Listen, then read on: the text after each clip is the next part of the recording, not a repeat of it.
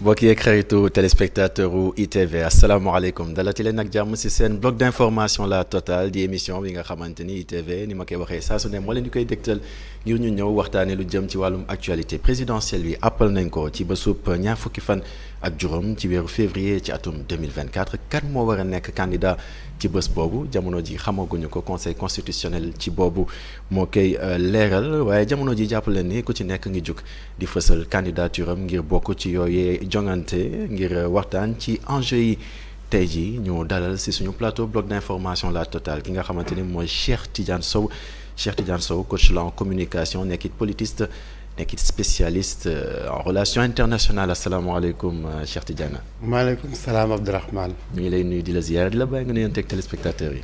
asalaamaaleykum spectateurs yi maa ngi leen di nuyu maa ngi kontaan di nekk ci ITV di waxtaan ak yéen avec Ibrahima. alors dañuy commencer par déclaration bi nga xamante ne njiitu réew mi yëkki na ko jëmale ko ci ñi nga xamante ne ñoo di waa MFDC ngir ñu wàññi li nga xamante ne wala ñu arrêté sax li nga xamante ne mooy guerre bi xew foofee ca Casamance discours boobu noonu bi nga ko déggee en tant que coach en communication ñàkkul lan nga ñu ci mën a wax sa analyse bu gàtt lan lay doon. waaw loolu c'est normal soo gisee jiitu réew dem ci benn région ba xam ni région boobu moo amoon ay jafe-jafe. C'est normal que su fa demee mu am benn déclaration bu mu def ci ñooñu. En effet xam nga nag affaire boobu depuis quelque temps. bu ñu amee Guinée-Bissau am Gambie nekk suñu ay xarit. c'est ça a beaucoup diminué. effet FSDC. donc discours bu mu am bi. ça va dans le droit cours des choses. parfait donc loolu baax na am solo en effet ngir ñu yegg ci jàmm ji nga xamante ne moom la ñuy sàkku ci réew mi yëpp mais bu ma la nee mars 2023. sa xel ci lan lay dem exactement. waaw xam naa ni man du man rek xam naa ni soo waxee mars 2023 ci Sénégalais yëpp. mars 2021 lay ñëw seen xel. te mars 2021 lu naqari diwaan bi la lu naqari Sénégal la. parce que gis nañu lu fa am. te gis nañu lu fa xew. fukk ak ñeent bakkan root nañ fa. te ba léegi gis ñu dara lu xew. donc am na benn incertitude benn naqari. quand même ba léegi mu ngi ci nit ñi. mu ngi mel ni rek nga perdre nit te gis loolu te xamul noo ko perdre xam nga doo am temps def deuil bi. donc ñun ba léegi. dafa juguñu deuil. mais justement nañu taxaw ci loolu. fukk ak ñeenti nit ci ñàkk seen bakkan ba léegi. amul coupable ci mbir moomu noonu. loolu lan moo ci sa jàngat. xam nga jàngat bi mooy ci yeneen domaine aussi ci état bi yëpp noonu la demee. xam nga Sénégal moom léegi lu bëri. benn affaire day am rek mais du ñu dem ci biir ba xam kan mooy coupable lan moo xew na la responsabilité yi situé. mais loolu la moo ko war a mën a firndeel. ah mais mauvaise gouvernance la c'est du mauvais leadership mauvaise gouvernance. D'accord. ak rek des choses urgentes ñu ngi toujours dans de la politique politicienne. te du ñu toppatoo régler affaire u dëkk bi normalement. loolu rek la. et pourtant ki nga xamante ne mooy jëriñ bu ñu dénk wàllum l'armée gi loolu dañ koy wax tout le temps annoncé woon na fi benn commission d'enquête indépendante. commission boo nga xamante ni gisuñu ko ba léegi. communication boobu lan la woon communication de crise la woon wala c'était quoi exactement.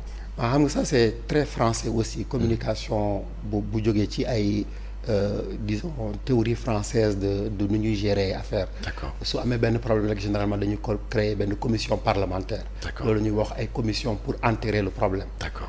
C'est dans la même lignée. C'est-à-dire dañuy def benn commission ñu ni bon léegi jël nañ ko. ñu ngi koy toppatoo. ñu ngi xaar résultat yi. mu ngi mel ni ci lu bëri. ci lu bëri soo gisee gis nga affaire accident yoon bi aussi. bu ma amee accident aussitôt ñu def benn comité de crise jël benn journée. waxtaan ci des mesures. ñu confier ko benn commission. yàlla xam na ni kañ lay commission bi di def dara. am impact. mais loolu day indi frustration également. ci société bi te mu mun a indi ay jafe-jafe yu metti ci société bi. waaw jàngat bi lan la exactement. jàngat bi mooy. tant qu'on ne porte pas des solutions ci ay affaires yu problème yu xew. frustration day gën a yokk. c'est aussi day gën a wane aussi incompétence nit ñuy jéem a defar réew mi loolu lay wane en fait. D'accord.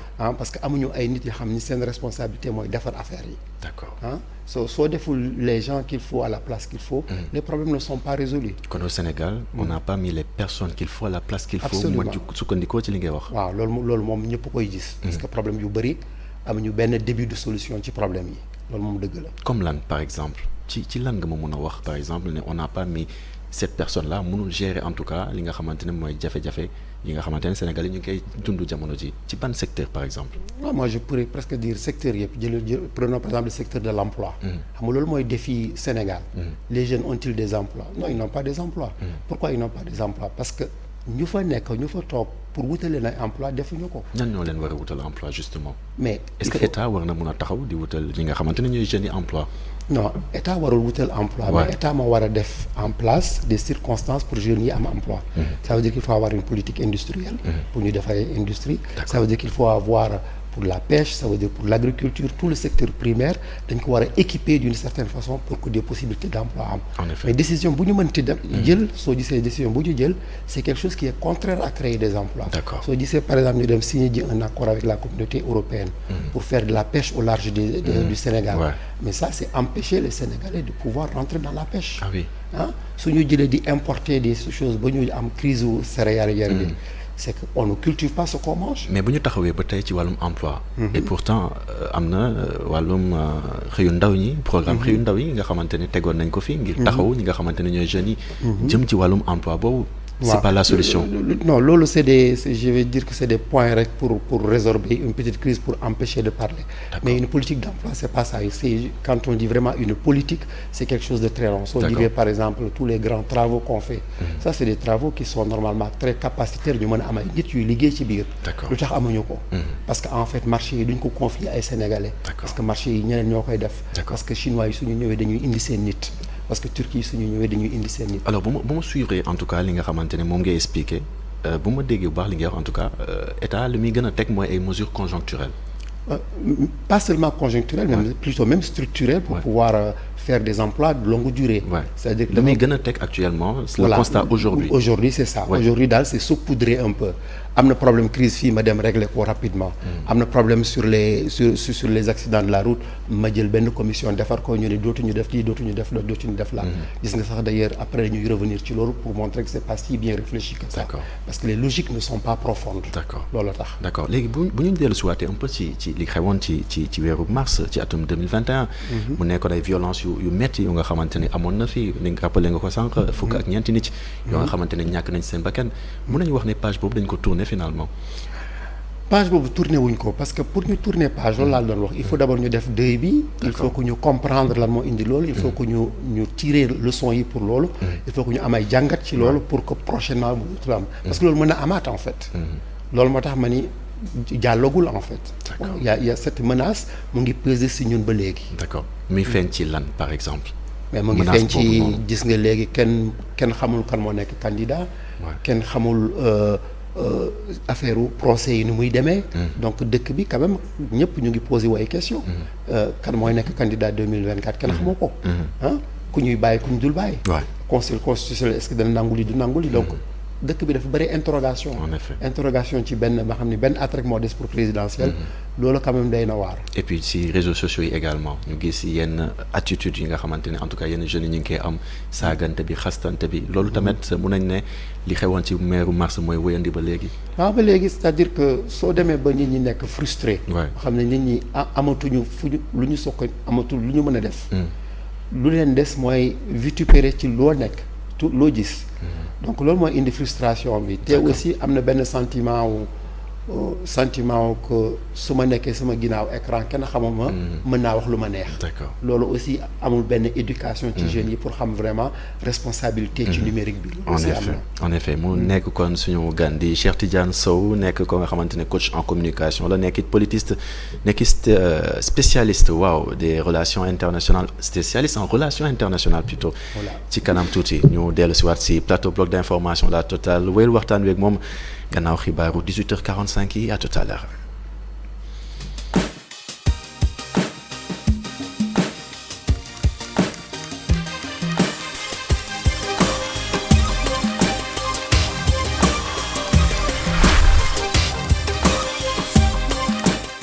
loolu il y a quelques années.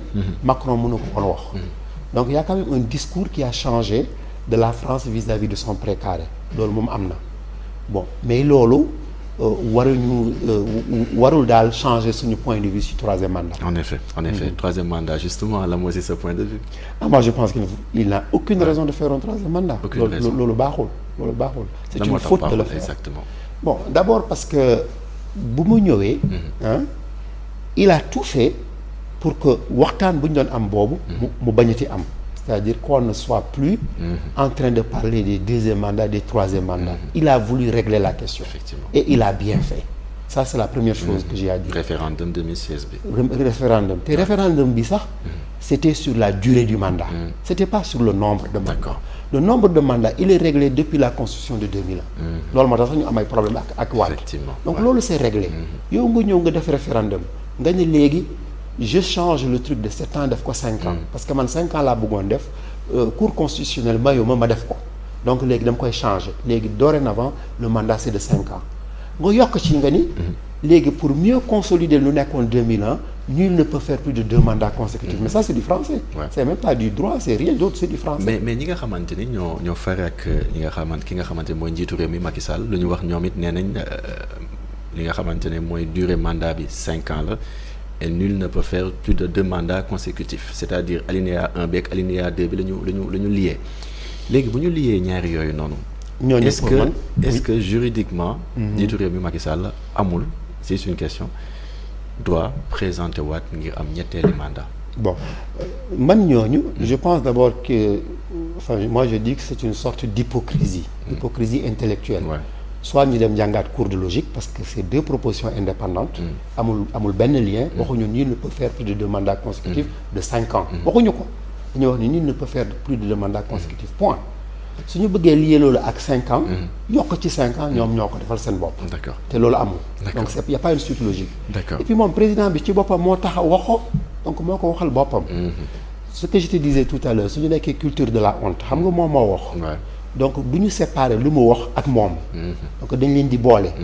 su ko defee. Ouais. nit ñi ils vont l'anéantir dans le sens de daan ko saaga du ci génn bu baax te da ngay xool sax ci Afrique xoolal président Ablaye Wade lan la am ci Afrique dara bu mu génnee la moo tax. Ouais. Ablaye Wade à part le stade Ablaye Wade te Macky Sall moo ko tuddee amul dara soo gisee Nelson Mandela mënuloo dem ci dëkk Afrique te amul dara foofu. ñun sax suñu pont Foundiougne bi. Ouais. pont Nelson Mandela lu waral loolu. parce que nit la. Ouais. parce que lu mu def la.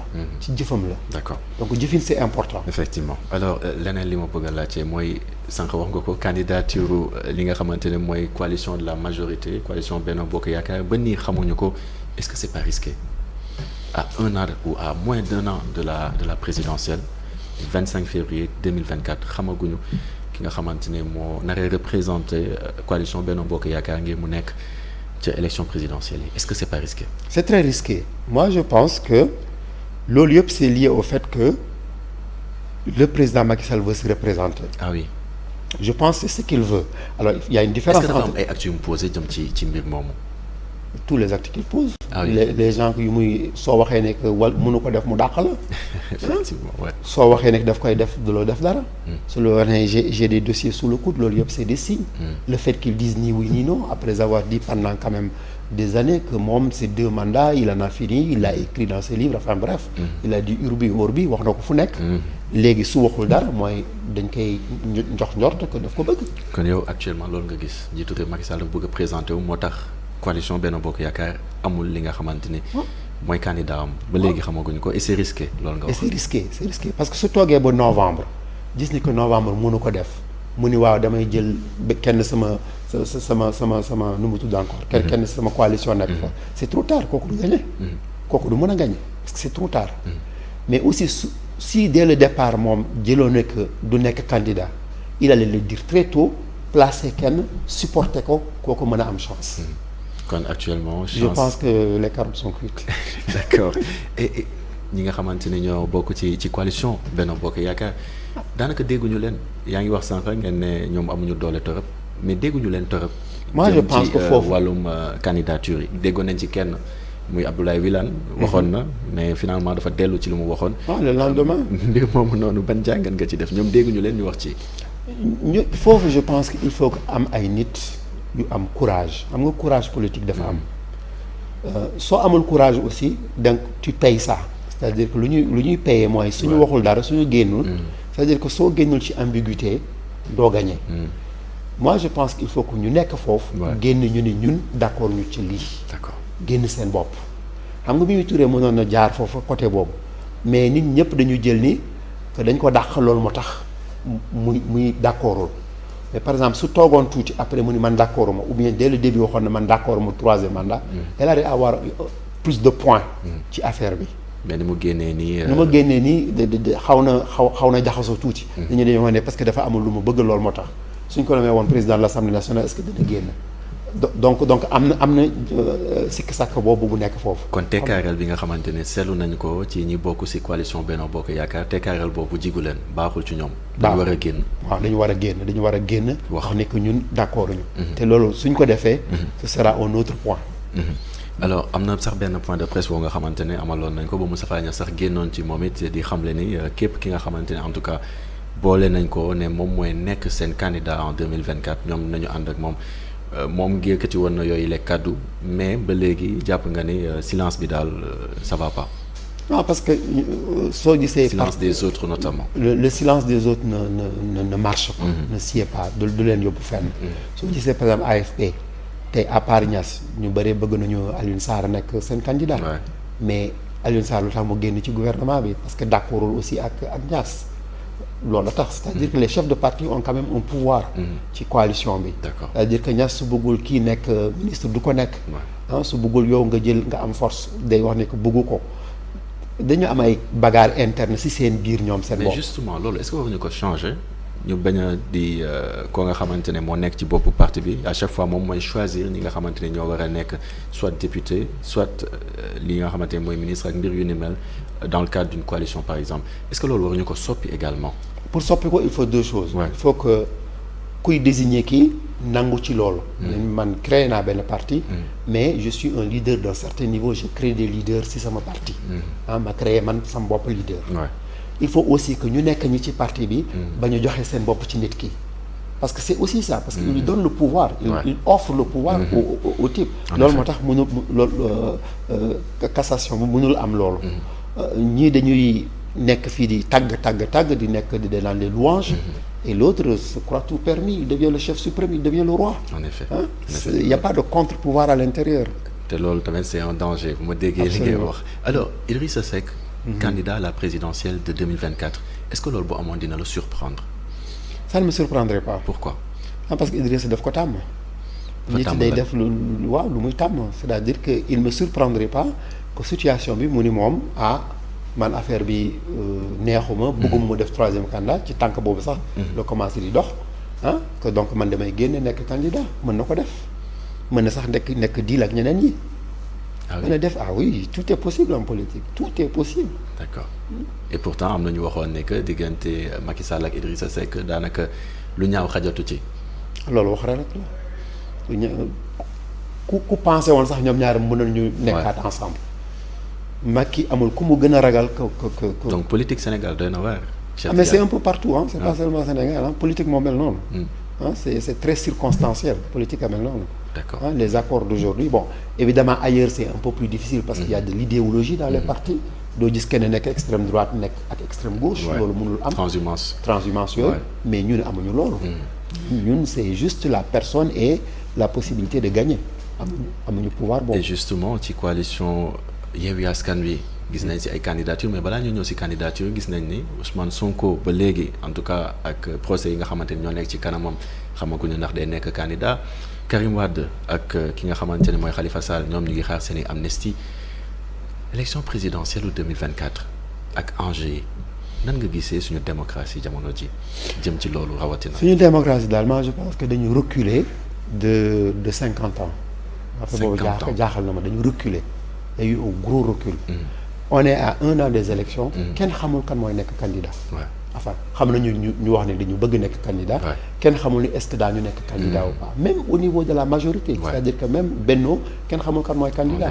kenn xamul le président bi est-ce qu'il est sortant il va se représenter ou pas à 11 mois des élections. ça c'est inimaginable. On l'a jamais vécu. Il faut vraiment te rendre compte que c'est quelque chose qu'on n'a jamais vécu. donc dañu dellu de 50 ans. littéralement parce que soo gisee qu'est-ce qu'il a fait Senghor dans ce pays. Quand tu regardes froidement les choses. Senghor quand il est venu à un moment donné il a fait une ouverture à 3 partis politiques. Diouf ñëw multipartisme intégral. D'accord. Wade, qu'est-ce qu'il est venu? Wade a amené quelques améliorations, a commencé à faire des infrastructures, mais il a fait la parité, Wade. Il a supprimé la peine de mort. Il y a eu quand même des avancées. Voilà, il y a eu quand même des avancées démocratiques dans ce pays. Il a consolidé la liberté de la presse. Il a libéralisé le journalisme. Il y a eu votre télé aujourd'hui peut exister à cause de ce genre de choses, etc. Et Macky, il est venu. Qu'est-ce qu'il a fait dans le domaine de la démocratie?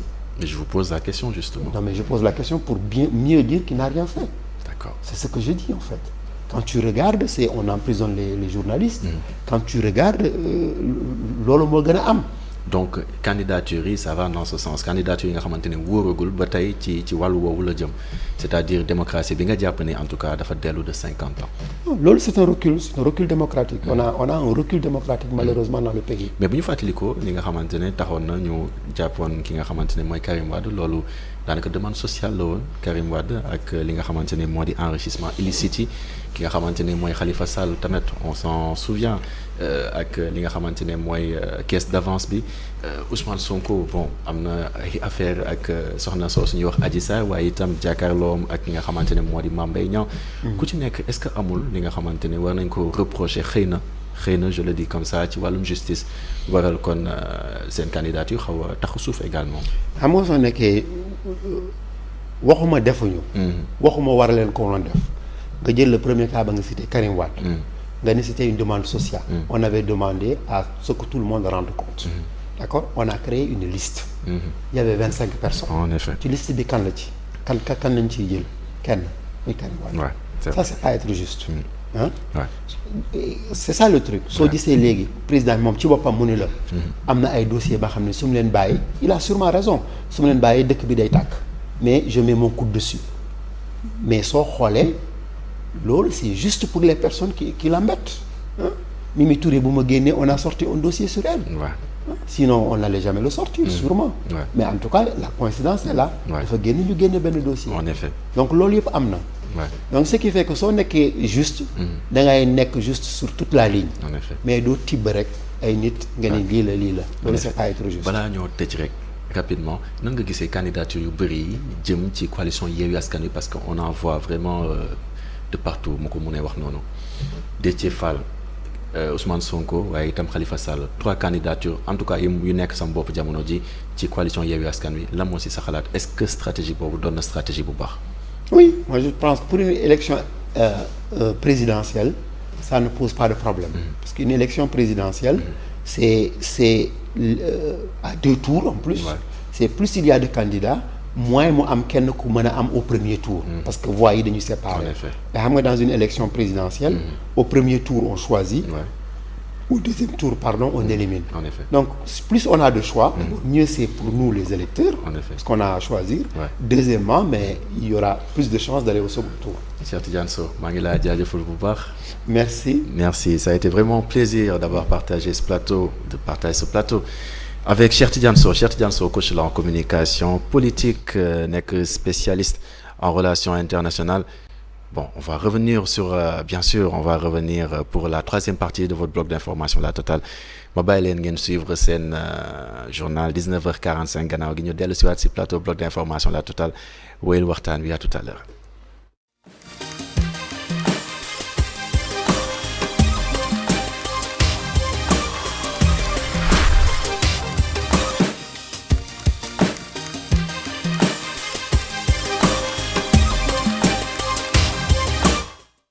ñetteelu partie seen bloc d'information la totale suñu gandi Cheikh Tidiane Sow moom coach la en communication politique. Alors Cheikh Tidiane ñu ngi woon ci partie bu am solo di candidature yi nga xamante ne seetlu nañu ko ci coalition Yewwi Askan Wi yow nga ne stratégie bu baax la temps bi moo ñu xawoon a xooj xam naa moo tax mënoo woon yeggali torop li nga xamante ne yaa ngi ko doon expliquer stratégie bu baax la ci naka exactement. waaw xam nga c'est-à-dire que élection présidentielle. bu am ñaari tour.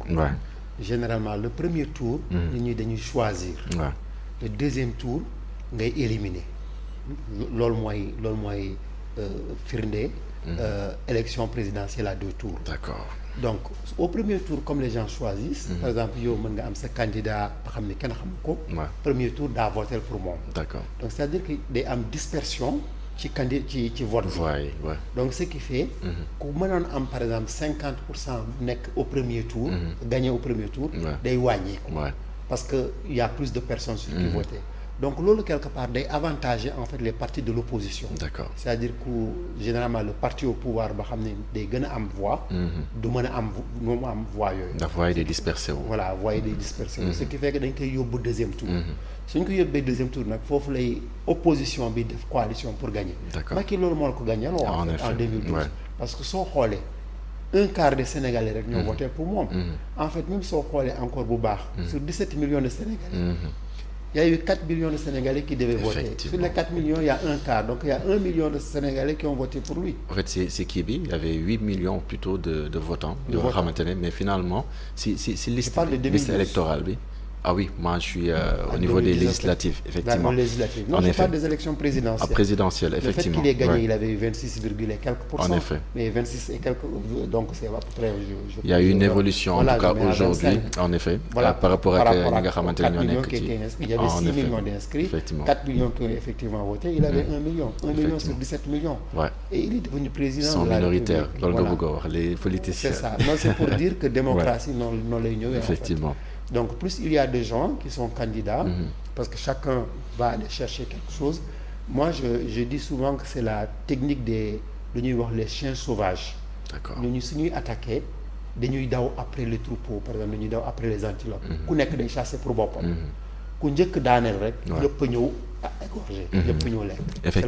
Effectivement alors dañuy dugg un peu ci li nga xamante ne ki nga xam ne mooy Ousmane Sonko mënuñu ñàkk wax ci moom ndax jamono jii nii comme ni ma ko waxee sànq wàllum bipolarisation boo waxee Macky Sall Ousmane Sonko daanaka nga ci xaw a teg alors dañu gis ci déclaration boo nga xamante ne def na ko ci page Facebook am ñu tuddee ko message à la communauté internationale ci message boobu expliqué na un peu li nga xamante ne gannaaw procès wam boobu nga xamante ne mi ngi doon jàkkaarloog Mame Mbaye Niang expliqué na mbir yi ni mu demee ba ñu toj vitre otoom mais gannaaw gi expliqué na di xamle ni parti wam du parti woo nga xamante ni un parti anti-occidental la alors est-ce que vous n'avez pas l'impression aujourd'hui que Ousmane Sonko dafa bëgg a gën a jege ni nga xamante ne ñooy étranger yi mais à quel but à quelle fin exactement?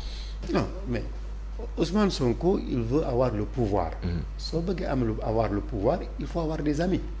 Tu ne peux pas avoir le pouvoir en disant que bëgguma ñëpp laa bañ et cetera. Donc il est obligé de polir son image par rapport à l'étranger. moom ci boppam xam na ni que étranger yi dañ ko xoolee genre populiste la genre soo jëlee Sénégal seen intérêt dañuy menacer. Il est obligé de rassurer. Et il est sûrement sincère, je pense même qu'il est sincère, mais il est obligé de rectifier son image pour avoir une image de présidentiable d'un État normal.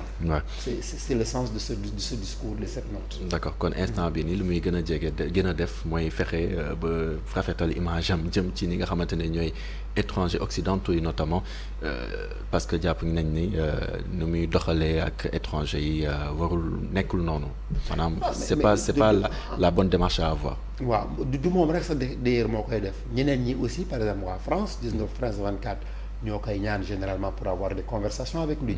ñoom tamit dañu bëgg rassurer wu ci nit ki parce que xamuñu ko donc dañu bëgg mu feeñu lan la bëgg def. et cetera donc c'est dans les deux sens que ça va. D'où l'importance si dernière question bi nga xamante ne journaliste France 24 bi posé woon na ko fa. jëm ci ni nga xamante ne noonu la gisee France ak ni nga xamante ne noonu lay doxalee. li nga xamante ne mooy relation ak dëkku Afrique mais li ma bëgg ñu ñëw. dëkku Afrique justement ak Tunisie.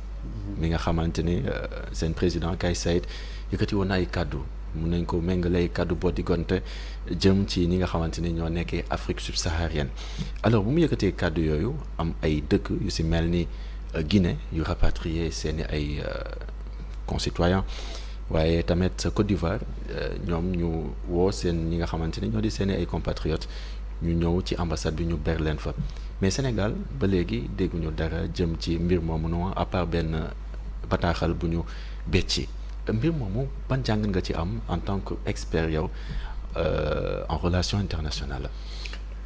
Moi je pense que lu xew Tunisie c'est inadmissible et c'est très très très grave c'est très grave voilà c'est la première fois qu'on voit ça parce que même yeneen dëkk ya xam ni loolu xaw na am tuuti doo dégg mukk nit au rang bu mu nekk c'est-à-dire président de la République taxaw joxe kaddu yooyu loolu c'est pas normal.